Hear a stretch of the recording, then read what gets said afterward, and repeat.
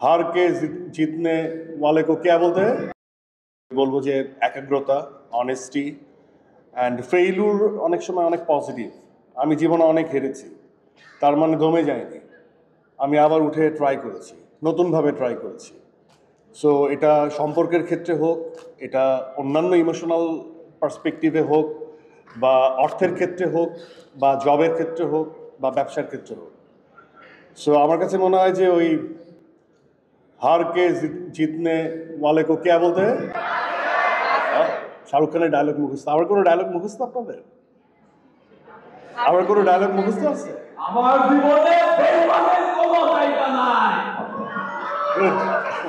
রাসূল হকের বান্দা কি কখনো খারাপ হতে পারে? চমৎকার। সো আমার মনে হয় যে কারো জীবনে কি বেঈমানের কোনো জায়গা আছে? না। I think it is very realistic এবং খুবই জি আছে। কোথায় তোমার জীবনে আছে বেঈমানের জায়গা?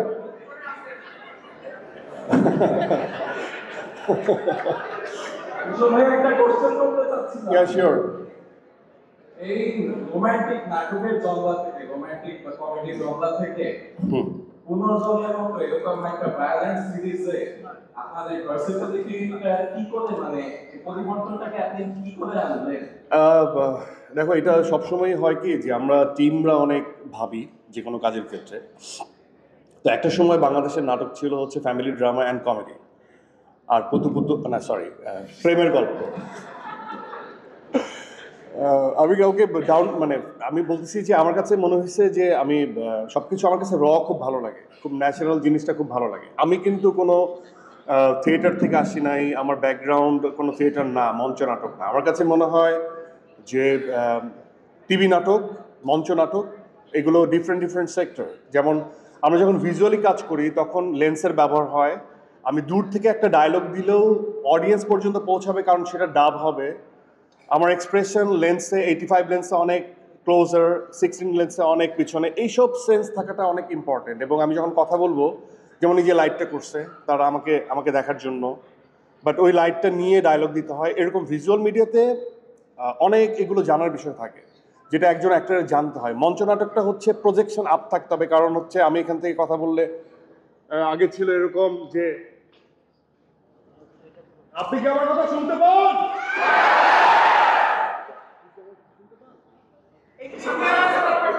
সামনে পাচ্ছে তো এইখানে, তখন মঞ্চে হয় কি, তখন এই প্রজেকশন নিয়ে কাজ করতে হতো। বাট আমি এখানে যদি আসতে বলি, আপনি কি আমার কথা শুনতে পান? শুনতে পাই। সো এইরকম অনেক কিছু জানার আছে। সো নাটকের ক্ষেত্রে জনরাগুলো যেরকম ছিল, তো আমরা টিম ওয়াইজই আলোচনা করতাম। আমি যেমন আশফাক নিবনের সাথে আমরা যখন কাজ করতাম, আমরা একসাথে আলোচনা করতাম যে আমার নাটকে অনেক কিছুই দেখানো হয়েছে, তখন অনেক মানে এগুলো একটু সাংঘর্ষিক, যে জিনিসগুলো মানুষ দেখতে চায় না, সেটা অনেক সমাজের লিমিটেশন নিয়ে হোক, সরকারের লিমিটেশন নিয়ে হোক, বা বিভিন্ন বিষয় নিয়ে যখন আমরা কথা বলতে চাইতাম আমাদের নাটকের ভাষায়, তখন দেয়ার ইজ এ বাইন্ডিংস। এবং আমাদের এখানেও সেন্সরশিপেও আছে, গ্রেডিং সিস্টেম না সেন্সর, এগুলো নিয়ে অনেক মিশ্র প্রতিক্রিয়া, এগুলো রাফিরা খুব ভালো বলতে পারবে। আমরা অনেক বিপদে থাকি। তো তখন আমরা প্ল্যানিং করি যে ক্যানিবালিজম তো আসলে এক অর্থে অনেক মানে নোংরা, উইয়ার্ড, সেটা বাংলাদেশের অডিয়েন্স নেবে কিনা।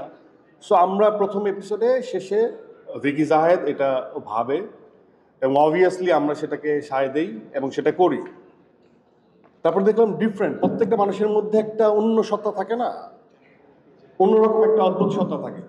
টোটাল স্টোরি যাওয়ার পর লাস্টের ওইটা নিয়ে দেখলাম মানুষের মধ্যে অনেক কোশ্চেন, এবং মানুষের মধ্যে কিছু আছে যে এটা কি হোটেলে যে খেতে পারছে না, ফিডব্যাক এরকম, আমি খেতেই পারছি না, হোটেলে যে খেতে পারি না, এই করতে পারি না, অনেক ফিডব্যাক।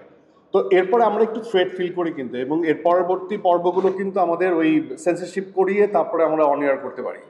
সো ওইটা একটা ট্রাই ছিল যে জনরা থেকে বের হয়ে, আমাদের এখানে রোমান্টিক জনরা, কমেডি জনরা, বিভিন্ন জনরার কাজ হয়, তো সেখান থেকে বের হয়ে যে থ্রিল বা এই যে ক্যানিবালিজমের মতো একটা মানে আমি মানে অবাক হই যে এতটুকু বাচ্চা ওরা রাফসানাফের ফ্যান। সো এগুলো আসলে এক্সপেরিমেন্ট, এগুলো যখন ওকে হয়ে যায় তখন সবাই সমাদৃত, আর যখন সেগুলো মুখ থুবড়ে পড়ে তখন এটা ভালো না, এটা করা যাবে না। সো এরকম হয়, বাট তারপরেও আমার কাছে মনে হয় যে এটা যদি জনপ্রিয় না হতো তাহলে গল্পটা কেমন হতো সেই জায়গাটাও আমাদের ভাবা উচিত।